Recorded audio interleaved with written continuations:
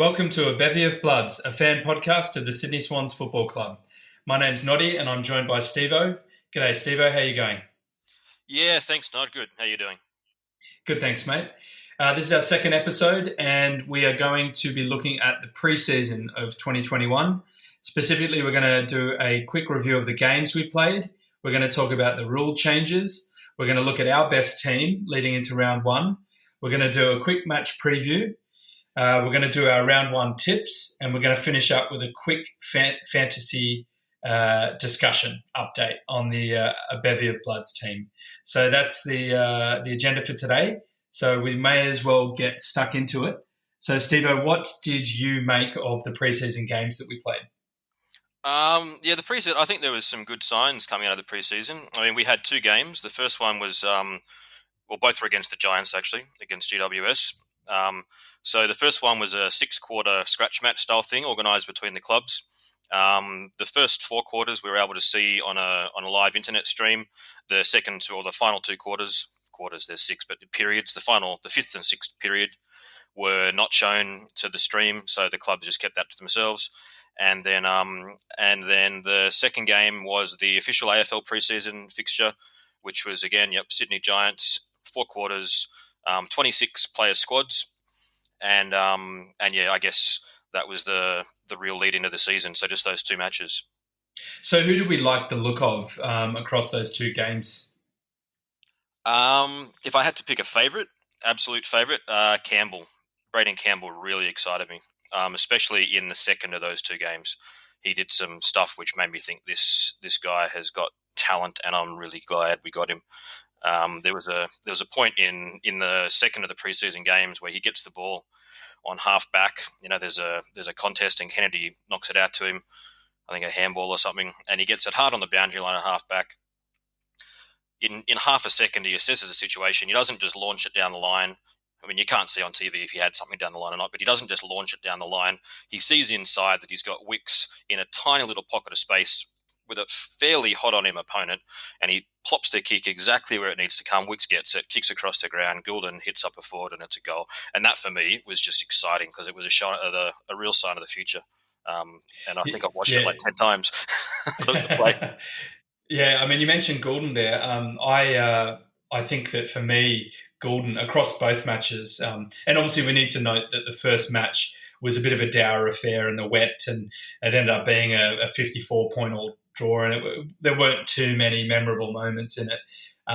We couldn't actually go to that game, mind you. That was live streamed and it was closed to the public, so we were both watching it over the internet. But I do remember one thing that Goulden in the third quarter just sort of came out of nowhere and did a couple of like really amazing things that showed that this is a player that's like very clever and like basically capable, like ready to go. And I think that the kick that he did, that long kick into space, into the forward 50 for Papler to run onto and then get a goal, I thought, oh, wow, okay. We've all been talking about these kids, but to see what he did in that moment, I thought was very special. And the fact that Goulden then backed it up in that second match by doing so many clever little things and just contributing all across the board really sort of made sense to me that they then announced that Goulden, as well as Campbell and as well as Logan McDonald, which is fantastic, are all debuting against the Lions in round one. Any particular favourite moments other than that in the second game, Steve? I guess we've talked about 2 of our high draft picks. So we can talk about the third as well, Logan McDonald. He only came on in the second half of that game, and he had an impact straight away. And straight away, he gave some good structure and excitement to our forward line. His first goal, where he comes out, just clunks a mark, 40, 45 out, something like that, clunks a really strong mark, goes back, launches it through for his first goal with the senior team, was really exciting. And he definitely, in that game, we'd struggled in the first half to have a target up forward. They had to send Luke Parker down there. Luke Parker's a very good sort of lead out forward. And he sort of straightened them up a bit in that second quarter of that game. But then when Logan came on in the second half, it really put some dynamism into the forward half, which I liked a lot. It definitely. We had Sam Reid, obviously, as that main tall target in the first half. But somehow Reed became the lead-out player. So our tallest player was leaving the forward 50, leaving nothing but like guys under 5'11" as the marking targets. So I mean that's not a slight on Reed. It's what happened. I think that's why we shifted and brought Parker in to be able to provide a bit more, a bit of an advantage. But then I will say actually I went to that game out at Homebush at Giants Stadium, and I went with my missus and my younger brother. And it was a good day out. It was a sunny day, and they had us all on the sunny side, so we're all getting nice and burnt. But one thing actually was really cool. So Logan McDonald didn't go on in the first half, but at halftime, when both teams ran off the field to go into the sheds, he was the only one left on the field, and he did a lap by himself. And so I'm watching this going, man, I like the way this guy goes about it. You could tell that he was just serious. Maybe he was in his own head a bit, but you could see that he was pumping himself up. And then he came out in the third and fourth quarter and just played quite really well. Like one goal, two behinds, but really contributed across the park.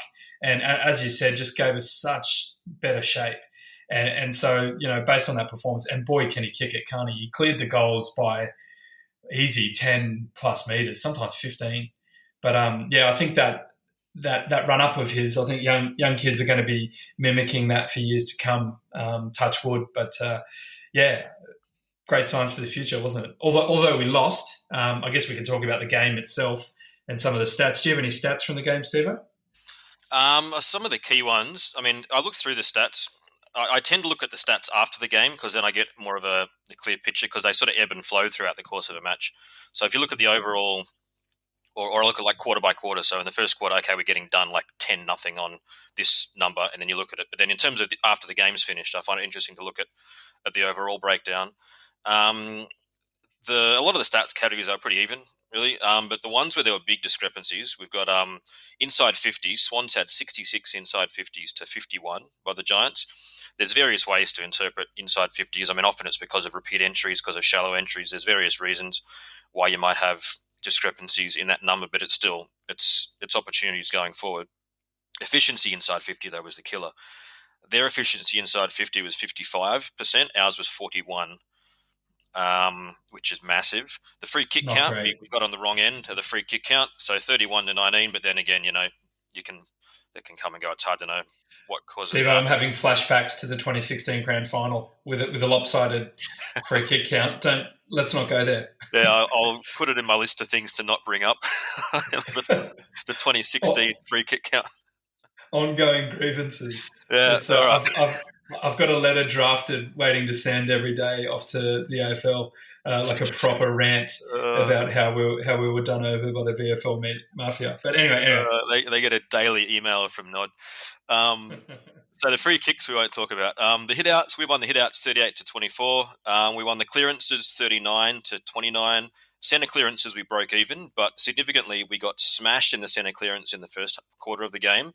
I think in the first quarter of the game, they won the clearances out of the centre like 8-2 or something. So then for the rest of the game, we've recovered to get it back even. So we've actually won the clearances from the centre quite convincingly from the beginning of the second quarter, which is very strong. If you take out the Platte, we got torched in there mostly by Hopper's brilliance and a couple of frees. But at the stoppage, we won the clearances 24-14 at the stoppages, which was good. Uncontested possessions, they belted us 218-181 uncontested. And marks inside 50. They had 15, we had 9. We didn't have a single mark inside 50 until Luke Parker came out and took that mark on the lead, which we talked about before from that piece of play we described with Campbell and the others. So it took us to 10 minutes in, like halfway into the second term, to get a mark inside 50, and it showed, I think. And then the score, I mean, they won by 25, 30 points or something, but the scoring shots were almost the same. We had 26 scoring shots, they had 24, but we got done by 5 goals. So that'd be my key stats out of the game.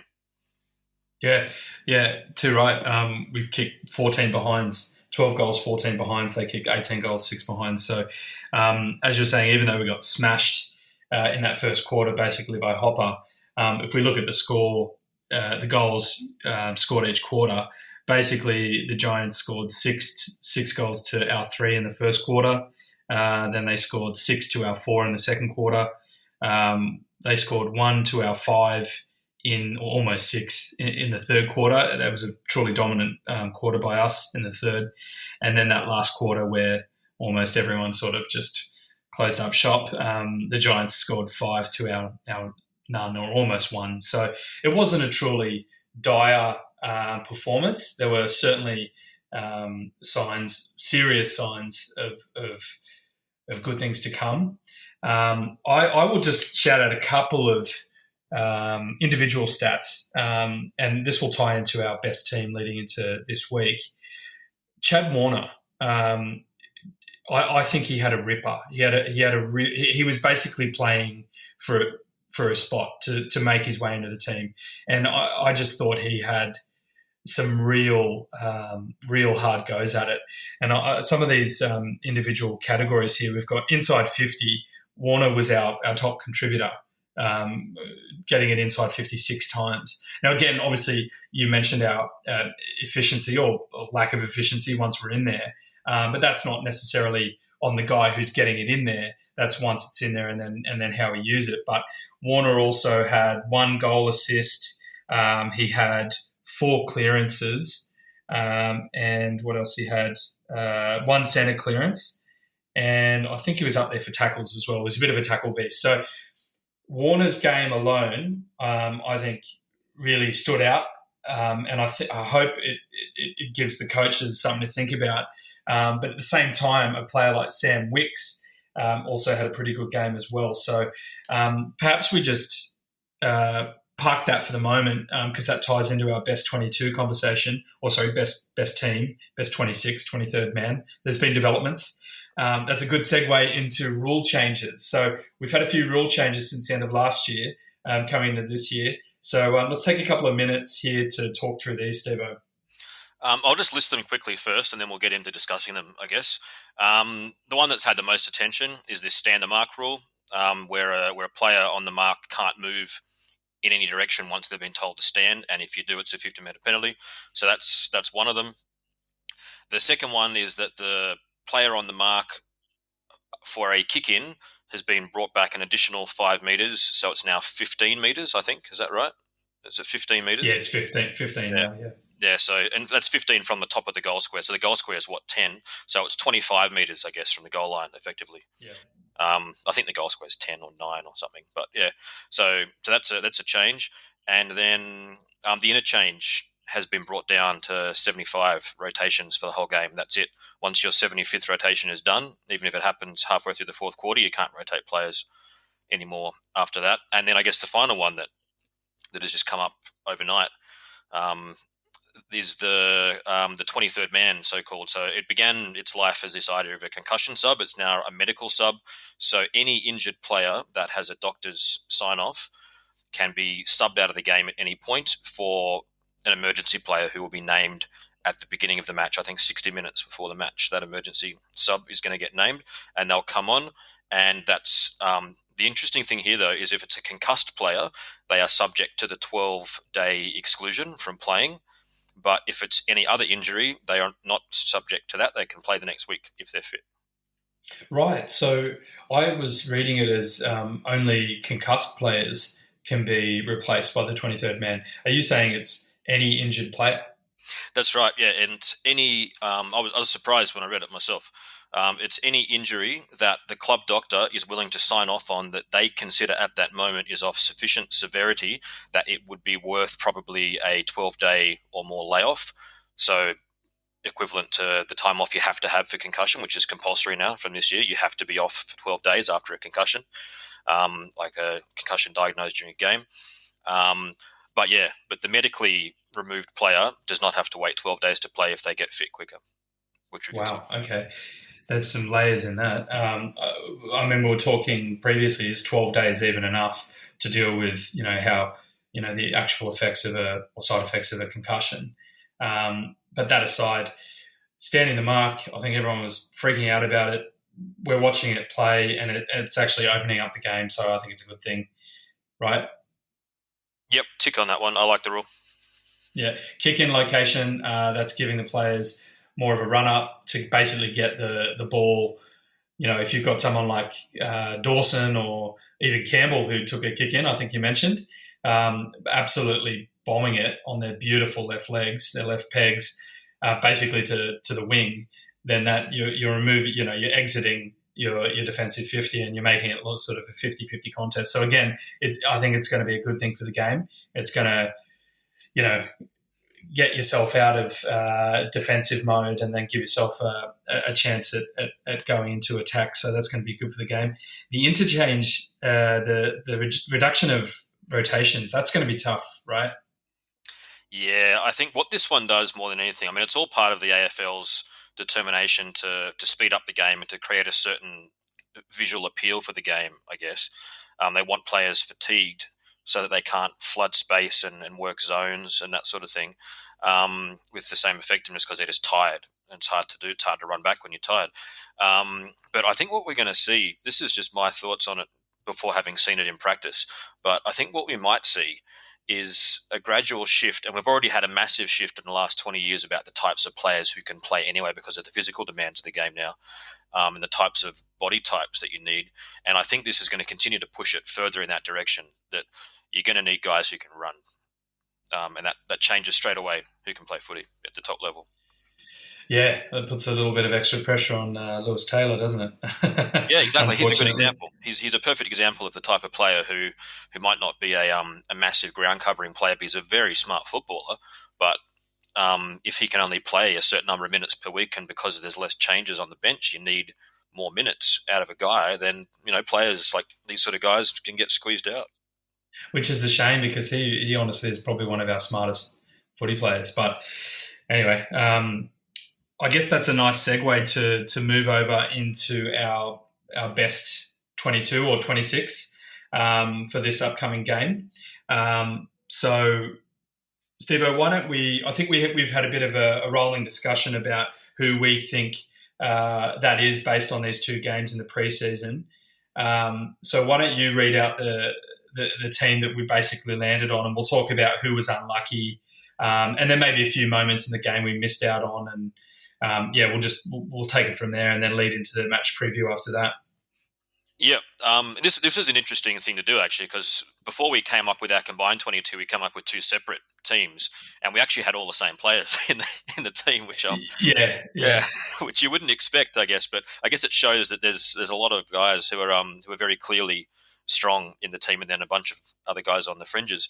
So what we came up with. Yep, let's note the injuries and the players that we're ruling out because they're basically recovering. Yeah, so on the injured list, we didn't put everyone, but the people who we would normally think would be in contention for the best team on the weekend. Franklin, Naismith, and Fox are all injured out, and then Stevens and McInerney both off the injury list now, but look like they're going to bring them back through the reserves, through the VFL, just to get them some conditioning, because both have reportedly missed blocks of training during the preseason. So we didn't include any of those five in our thinking. Yeah.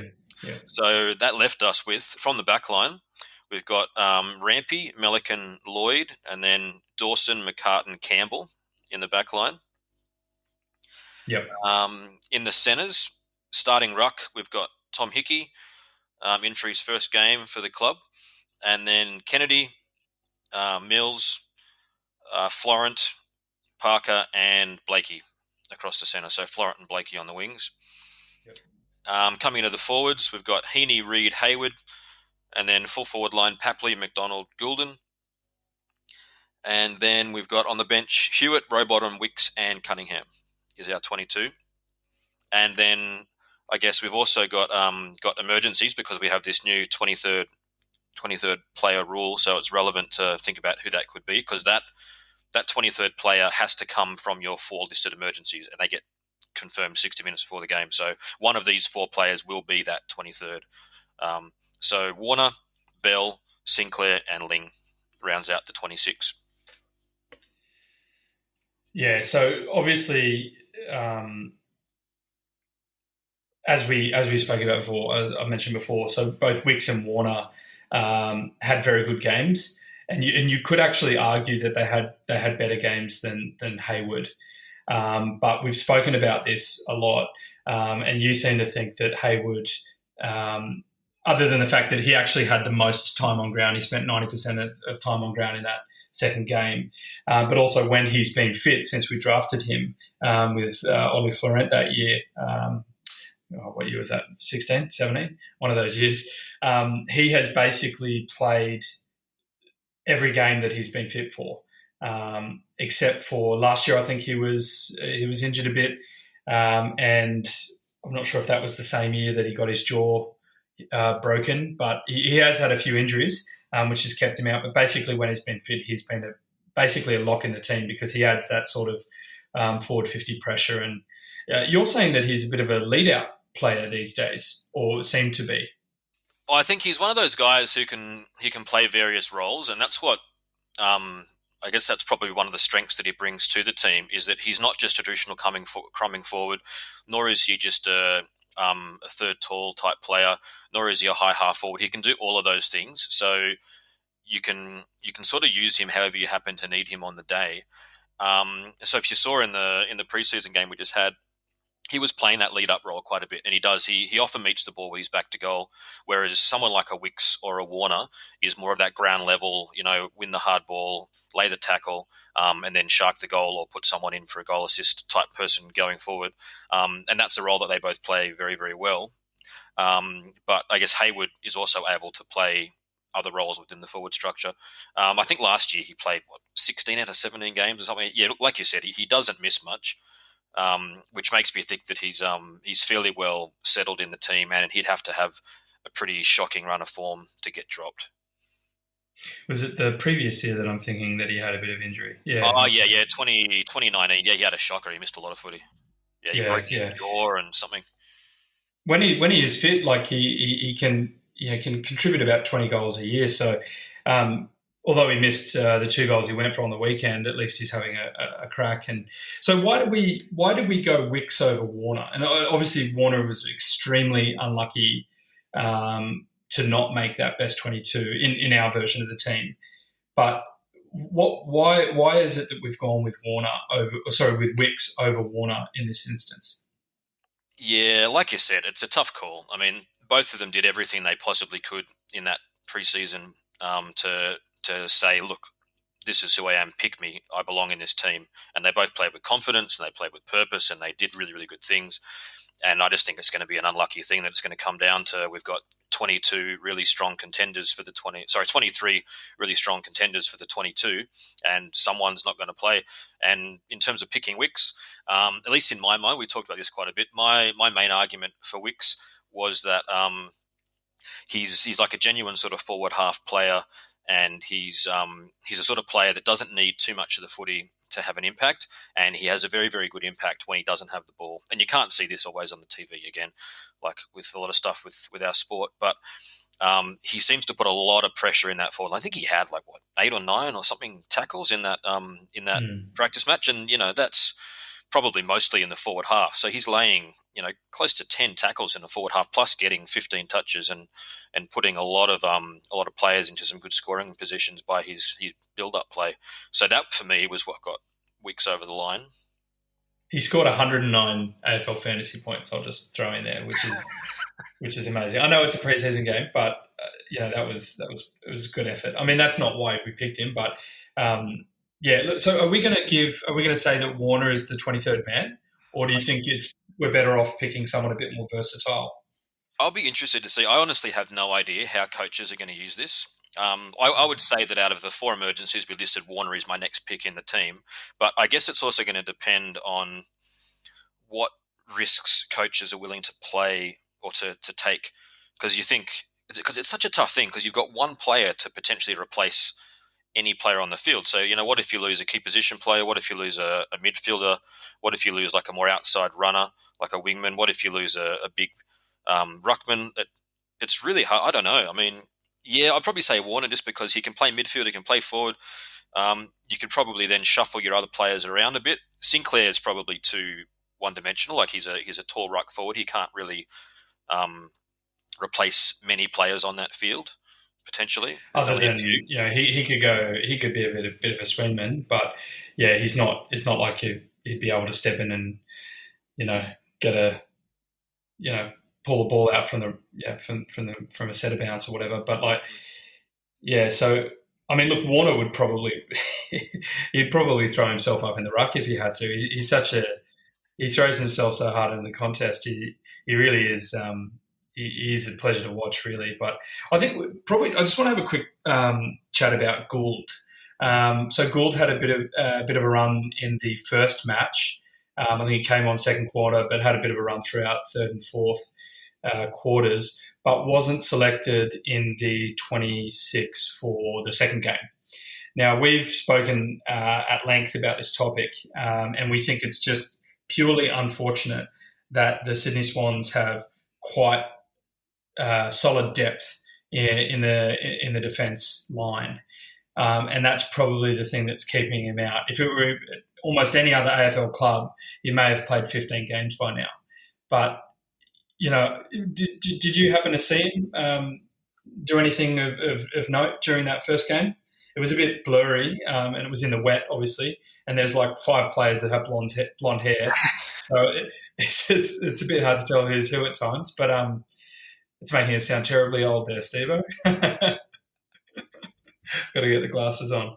But yeah, look, I'm hopeful for Gould. Obviously, Ling has also worked hard to get back to a position to put pressure on the starting players.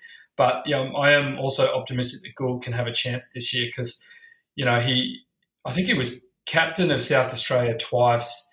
I think he made the All-Australian team in the junior years as well. Like, he's a seriously good footy player, but he's just really waiting for that opportunity to crack in. But, yeah, I mean, again, it's a good thing. All these questions that we're asking, it's a good thing for the Swans. So I don't know. Yeah, with Gould, he's a tough one because, as you said, there's massive backline depth. I watched that first game, and like you said, it was a bit tough to see sometimes. There's a lack of diversity in some of the haircuts of these guys when it's a blurry stream. But I didn't see him do anything wrong. He didn't do anything for me to think, this guy's not up to it. But then we don't really know what the coaches are wanting from him. We don't know what they're trying to work on. And yeah, especially because these guys who are going to come in the VFL, as a fan, as a person watching the Swans from outside, we don't see them play every week, so we really don't know where they're at a lot of the time until we see them regularly in the seniors, and then we can start to get a bit of a gauge of where they're up to. So, I mean, it could be many things with him, but I think a big part of it is just, that back line, it's very locked in. Yeah, there's not much room to move, isn't there? So, I mean, again, a very healthy thing and good for the Swannies. Before we move on to the match preview, Steve, I just want to mention 2 things that happened at the game. As I said, went there in person and had a lovely day out of the footy. It was so awesome being back at the footy. 2 things that stuck out in my mind as being particularly awesome that day. When Himmelberg was having a shot, I think it was either at the end of the second quarter, just before half time. He was down towards the end of the ground where we were sitting, and there was a bit of a silence come over the crowd as he's taking his run in. And my brother, who is, I'm going to say he's more boisterous than I am, but he picked the moment perfectly, and he screamed at the top of his lungs, "Chewy on your boot," and of course Himmelberg missed. And it was one of those moments where you're like, if you're a Swans fan, you're like high-fiving this like loud bearded guy who just screamed at this player. But unfortunately, we were surrounded by mostly Giants fans that were like under the age of 10. And I don't know, I think he made a couple of them cry. But anyway, that obviously was made me extremely happy. So that was the first awesome thing. The second thing, which I probably should have brought up earlier when we were talking about the review itself, that passage of play, I think it was the last passage of play in the third quarter that involved some of our young and upcoming stars. That was truly inspirational. You probably remember it. I've made notes here. So the last centre bounce with 49 seconds to go in the third quarter, Hickey wins the tap, hits it down. Callan Ward recovers it, but Rowbottom tackles Ward. It bobbles out. Parker picks it up. He passes it. I think he either handballs or kicks it forward to Heaney, who's running out of the forward 50. Heaney has a couple of options. Hickey has come forward through in support and really runs a fantastic, dummy line. It sucks a couple of players towards him. Heaney picks out Warner, who's also following through. Warner hits a gap with some great speed, handballs it to Papley. Papley gives him a 1-2 handball back to Warner. Warner then pops it to his right to Rowbottom, who's coming through, and Rowbottom snaps and it's a goal. And it was just unreal. It was, I don't know, do you remember that moment? Yeah, I think I cheered so loud that my neighbours thought there was something going on. Which says a lot, because I think you've got construction work going on at your apartment there at the moment, don't you? Yeah, everyone's very used to drilling and whatnot, but yeah, I think my screams at that passage of play silenced all the drills. Yeah, mate, it was just a fantastic passage, like your moment with Campbell.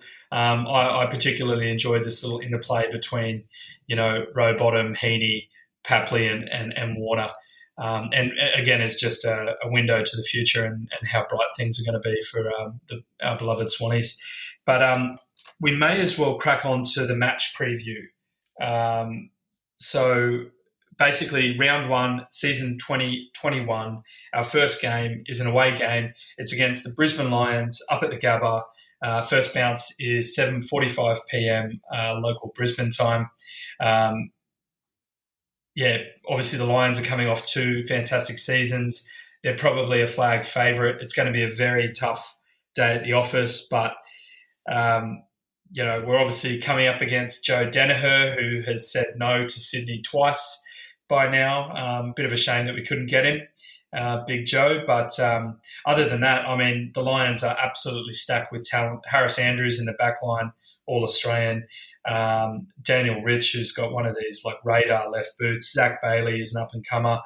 Lachie Neale won the Brownlow last year, supported by Lions and Berry in the middle there.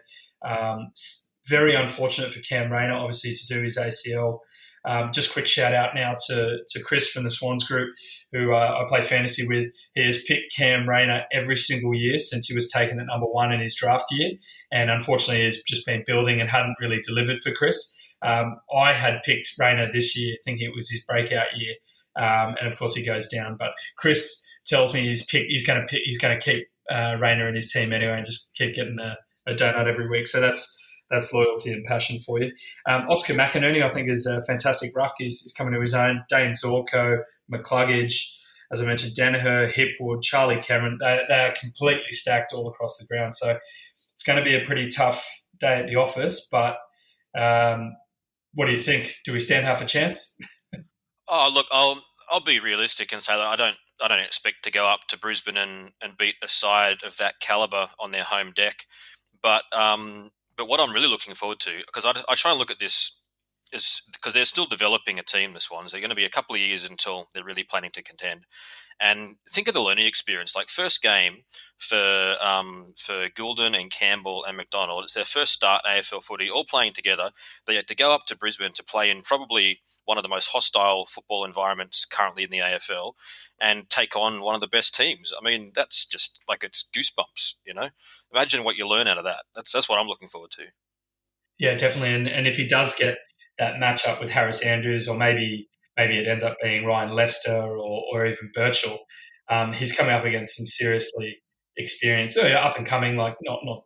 I mean, Birchall is extremely experienced, but depends on who the matchup is. But yeah, Logan, hopefully he can hold his own. But even if he doesn't, he's going to come out of it with having learnt a lot of things. So, I mean, the only way is forward. But hopefully we can be competitive and maybe, we do go with that mix of extra smalls, like with Warner being the 23rd man, just in case it is greasy and the ball bobbles around. But,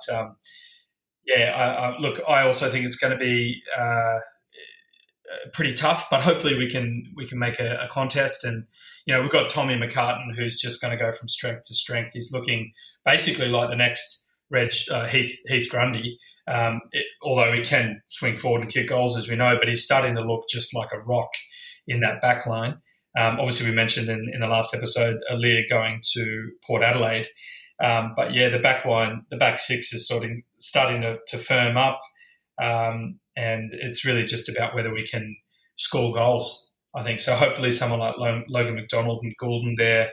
If Papley has got his radar on, and Heaney obviously can just do anything and without a turn it on a dime, basically. So I'm optimistic, but I'm also realistic. So um, there's every chance that the Lions will pip us. But I think that's a good time to go into the next topic if you've got no other points there.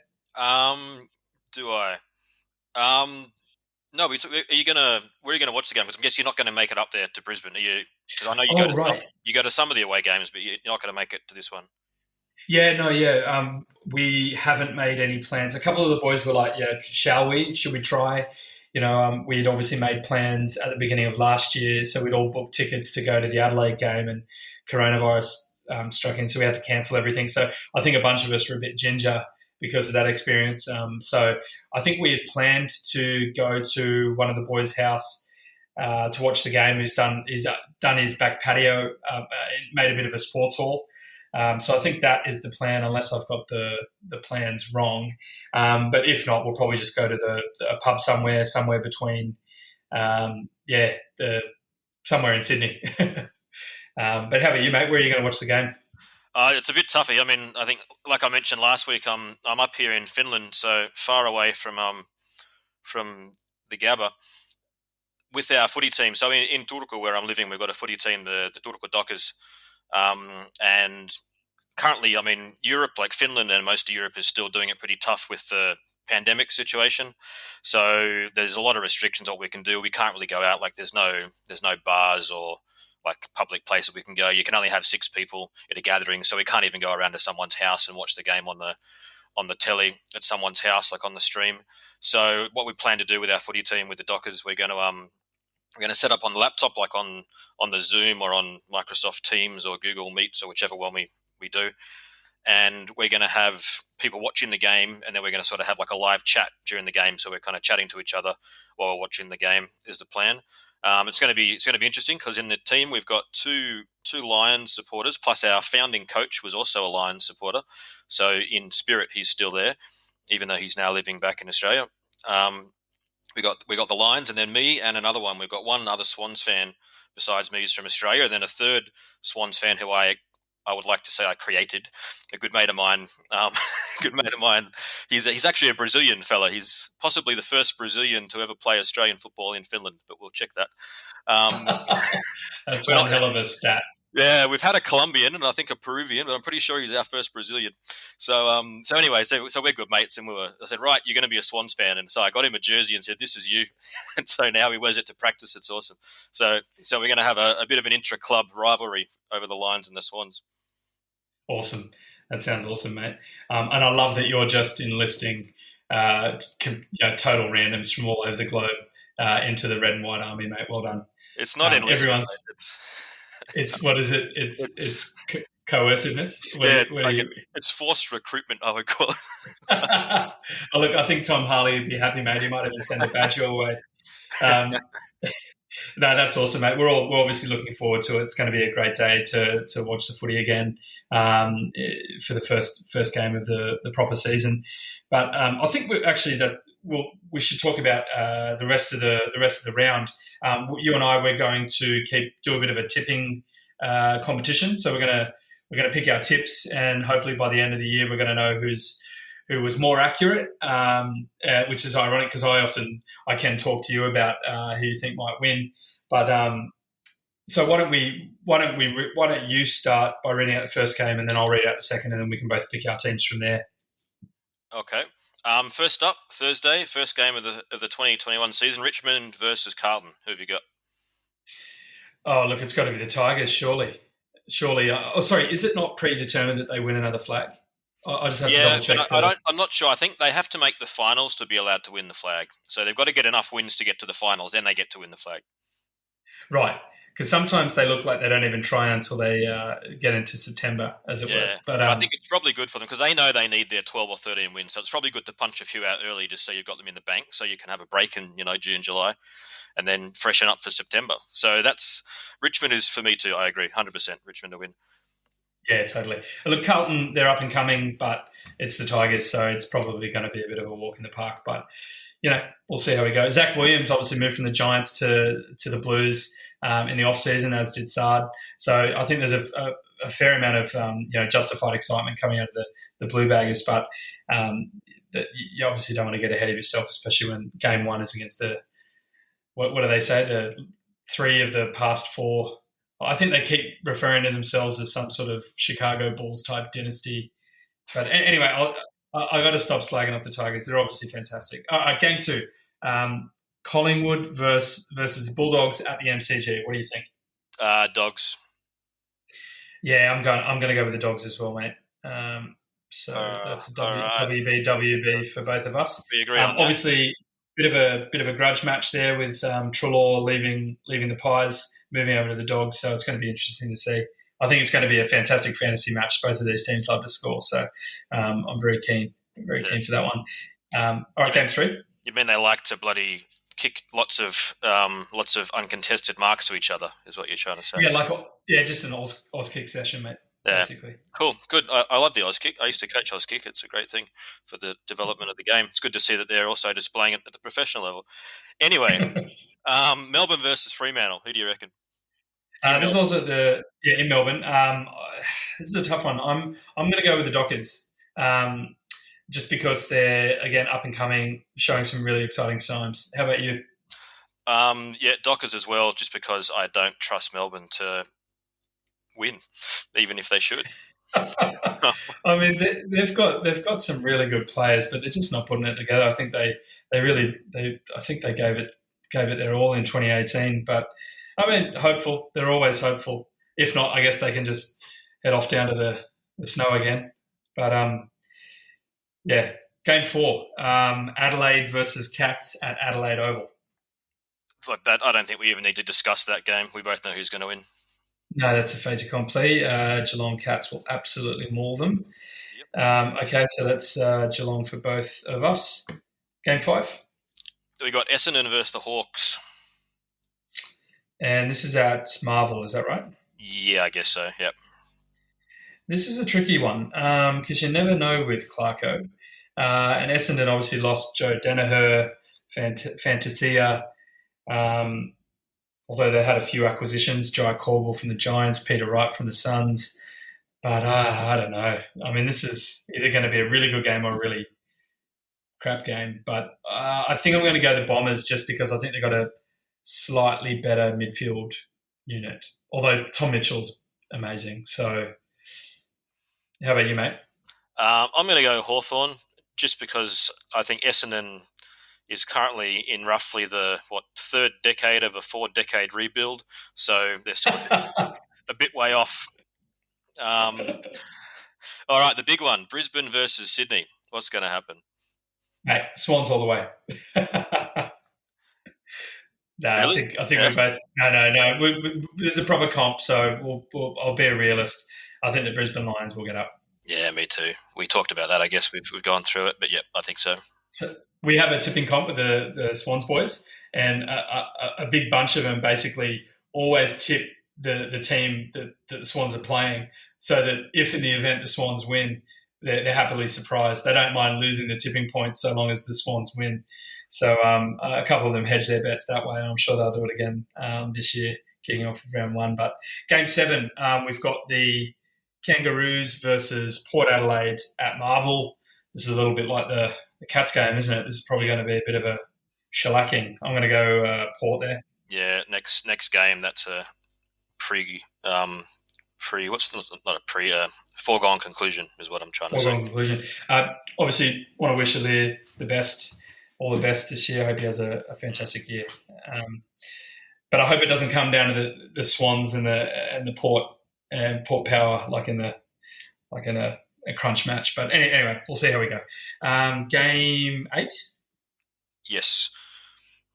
Giants versus St Kilda in Sydney. This is a little bit like that. The Bombers and the Hawks and Melbourne and Freo. This could go there. I mean, the Saints are on the march. That might be trademarked, that saying. But the Giants, although they beat us by 30, didn't really look that amazing, and they're lacking a bit of firepower down front with Jeremy Cameron going to the Cats, and brought in Jesse Hogan, but he's injured at the moment, and yeah, I don't know. I think probably the Saints. Yeah, I'm saying Saints, and also because quite a few of the Dockers boys from the Finnish footy team here, they support the Saints mostly because they started playing the last time St Kilda were good, and so they've stuck with them. So they've seen it through all of the toughen, and I think it's good to see the Saints get a few wins. Plus, as you mentioned, we've got a couple of ex-Swans there. I don't think they're. Oh, I think Zach Jones might be in the mix, but obviously Dan Henneberry is, I think, another soft tissue, maybe hamstring, but also Membre as well, holding the fort down the front there. So, a little bit of Swans in the Saints there. So, also it's lovely when the Giants lose. So we'll back in the Saints there. Game 9, West Coast Eagles versus the Suns at Optus Stadium in the West. That's Perth. Surely the Eagles. Yep. Eagles. Yeah. Look, if they actually turn up to play footy this year, they could destroy a lot of teams. Yeah. They had a bit of a sook in the hub last year, but I think hopefully that's behind them because they're an exciting team to watch when they're playing good footy. So yeah, and this one's in Perth, and they like playing in Perth, so they'll be fine. That's right. They're a bit of a home ground team. They get the crowd behind them, and they seem to play a bit better. But okay, that brings us to the end of round 1 tips. I think all we're going to talk about next is a quick fantasy update for our a bevy of Bloods team, which, as we mentioned last episode, is made entirely of players from the Sydney Swans Football Club list.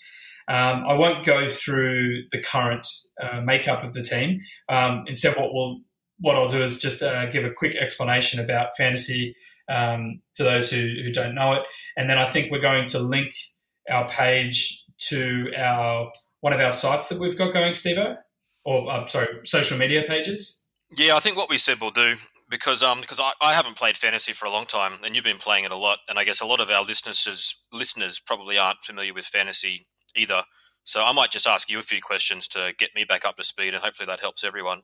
And then what we'll do is our full team every week before the start of the round. We'll post our full team on our social media. So right now we're on Instagram. A Bevy of Bloods is the so at A Bevy of Bloods is the Instagram that you can find us. We'll also have updates about our episodes and various other things on there. But our fantasy is going to go there every week, so you can check out our team, tell us what we've done wrong, what we should do, and yeah, you can check it all out there. But for now, Nod, explain exactly how fantasy works. What is it about? Sure. So it's a very addictive game. Basically, there's a point system for almost all the major facets of the game. So, a kick is worth 3 points, a handball's worth 2, a tackle's worth 4, a goal's worth 6. So every sort of little action of the game has its points value. So basically, the more things you do in the game, the more points a player will score. And the way that I play Fantasy Classic, so there's a couple of different versions of the game. There's Fantasy Draft, where you can get together with a group of mates and do your own draft. And now there's this new version. Well, I think it's been around for a while, but I think the AFL are pushing it forward this year. It's called a Keeper League or Dynasty. I think one of our good mates, Joel, he plays Dynasty leagues in the NBA. So he knows that really well. But I only play the Classic, basically, which means I'm the coach, or, in this sense, we are the coach of one team, and we effectively choose all the players for that team, but we've got to make sure that we fit under the salary cap. So basically we have $13 million to fill a list of 30 places. So there's 22 players that are playing on the field, quote unquote, excuse me, and then we have 8 players on the bench. So all of these players, so long as they're beating their average scores, they will accrue in value. And effectively what you want to do is have a mix of, really good players who are going to make sure that you get a lot of points each week, but also balance that out with young and upcoming players who will effectively grow in value as they, learn to get better in the game and score more points. So you can't just have a full team of guns because you run out of money because of the salary cap. So as we've done with the bevy of bloods, we've tried to get as close to our best team, as we mentioned earlier, on that as the starting team as close as possible. But we are limited by the salary cap. So that's a very quick rundown. Also, I think there's like a couple of 100,000 Australians that play this around the country, and the first prize is a Hilux or something like that. So I play it for the love of the game until I can get good enough to have a shot at winning the Hilux. Obviously, that's just a pie in the sky dream, but yeah, I love it, mate. I can't get enough of it. It's a really good way to learn a lot about other clubs and their lists.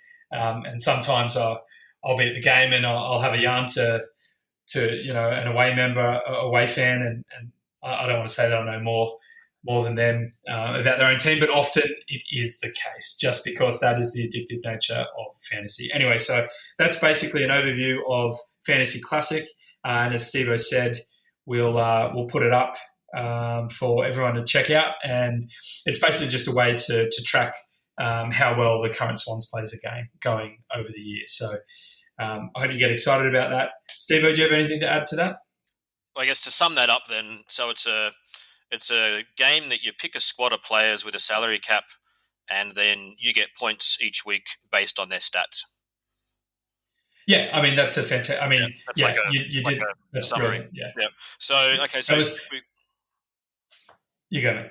All right. So looking at the Swans team then, like who are the guys in our Swans team that's gonna win you that truck that you're after? Well, again, it has to be a balance of the premium players and the young and upcoming players, and we've spoken a lot about these players already, but Braden Campbell is an absolute bargain, as is Goulden.